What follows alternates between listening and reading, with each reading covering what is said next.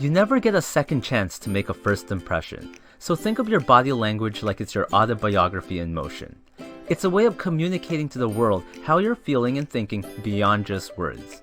And by getting good at reading other people's body language, as well as understanding and controlling your own, you'll be able to improve your interactions with everyone. So today, I'll be talking about body language, how to know what's really being said by James Borg, and begin by discussing the fundamentals like the 55-38-7 rule, the 3 C's, the difference between open and closed body language, and then we'll work our way from the head to the feet. First, let's start with the famous 55-38-7 rule. That is, 55% of your communication is your posture and what you look like. 38% is how you say stuff, like your pitch, your tone, how quickly you speak, and how long you pause between sentences.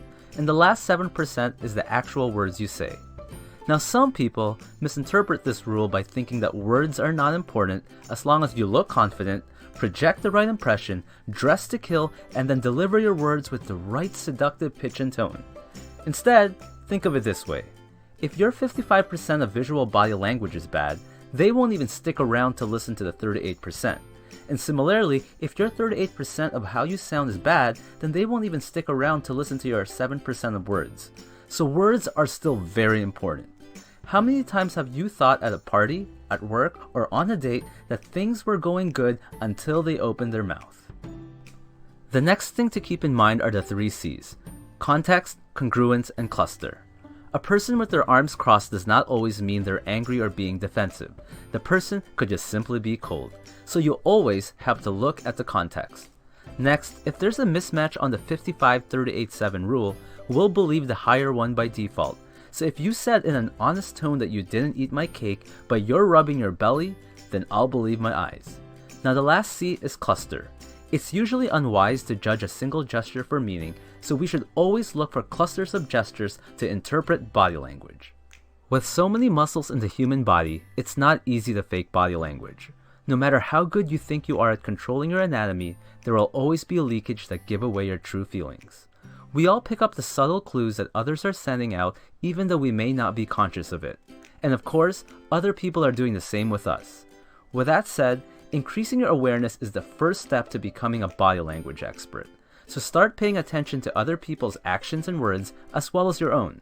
Look at people's postures, gestures, and facial expressions from a distance and then try to deduce whether they're having an argument, a friendly conversation, flirting, or whatever. Just don't underestimate the power of awareness. Next, it's important to learn the difference between open and closed body language.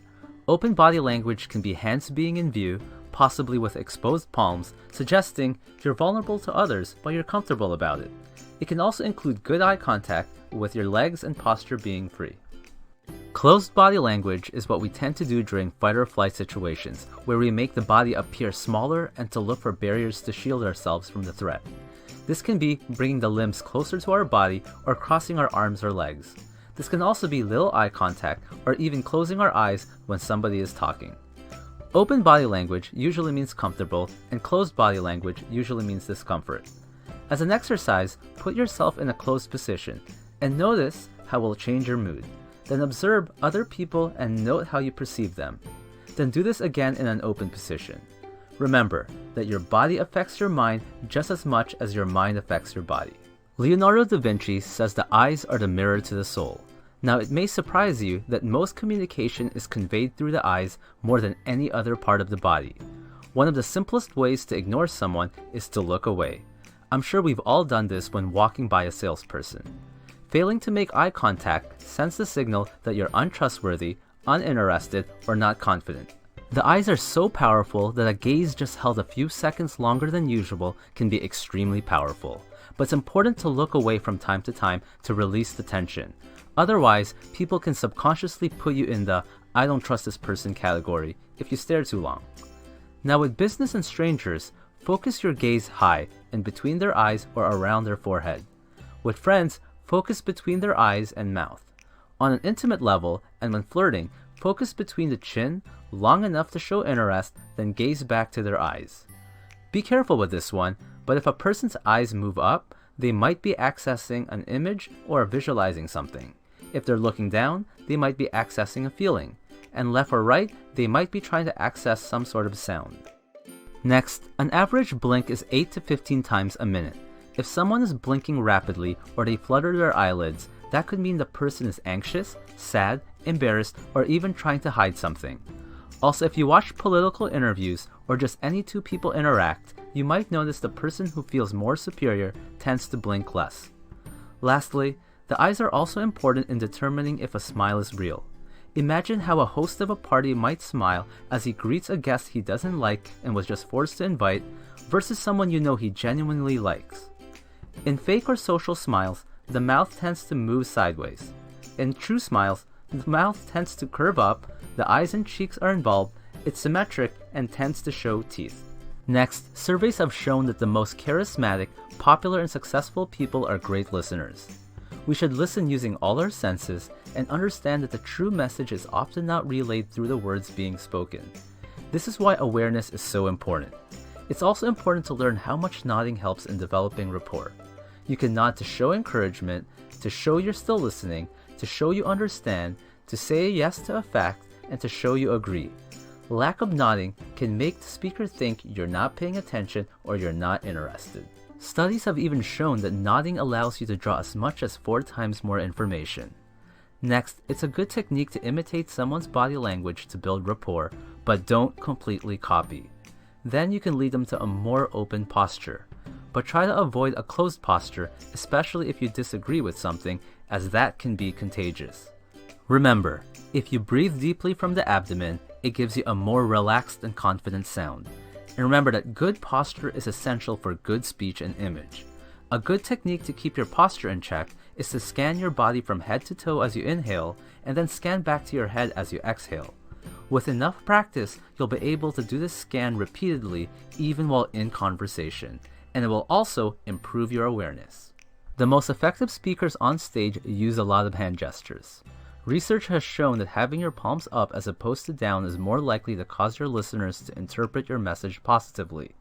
We tend to associate an open hand with friendliness, honesty, and trust. On the opposite side, palms down or pointing fingers convey dominance or authority. Clasped hands convey a state of conflict and tension. The higher the hands are, the higher the resistance. Steepling hands convey confidence and wisdom. Consider trying them in a meeting or interview. Interlaced fingers is associated with nervousness or defensive, but when combined with a thumbs up, it conveys a positive gesture. Hands behind back shows confidence, and it's one of my favorites. But if a hand is gripping the wrist or arm of the other, then that usually signals nervousness. The hand to the face does not necessarily mean boredom. Sometimes it's a switch to intensify concentration. If the hand is folded into a fist, then the person may have heard something disturbing. But remember cluster and focus on the eyes as well to confirm. Next, the hand covering mouth usually conveys disagreement. Folded arms can convey discomfort, aggression, at times confidence, but is usually some sort of defense barrier. When I'm trying to persuade someone, especially in sales, I might give them a drink or get the person to do something or look at something to get them to uncross their arms, because I know as long as they remain in that position, their attitude will not change. Partial arms crossed are very common with women and often means discomfort or nervousness. Similarly, women are more likely to do the hand to the neck gesture, which is a way to comfort themselves. Men are more likely to put their hand under their chin. We are conditioned to turn towards things and people we like, so if a girl is flirting with 2 guys, check which direction her lower body is facing to see who she's more interested in.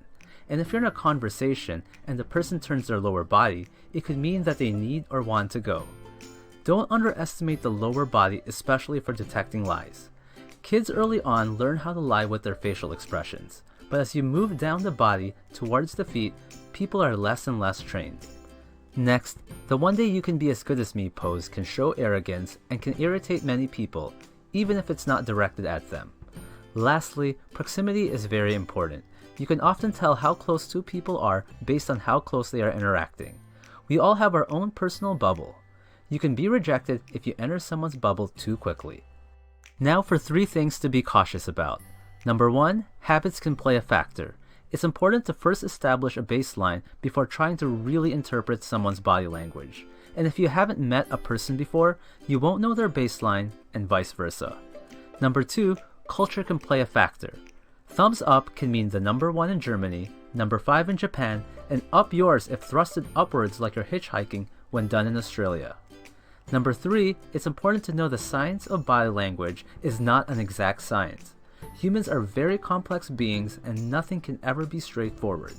Now, it's true that some people will just naturally be better at reading body language or controlling their own than others. But just like sports, you can improve yours. While you may never match the gifted few, you can definitely improve. So with enough practice, you might just become a human lie detector, develop an amazing poker face, ace that interview, and even improve your love life. If you enjoyed this video, you know what to do. Go ahead. Smash that like button. And click subscribe, so you won't miss any new videos.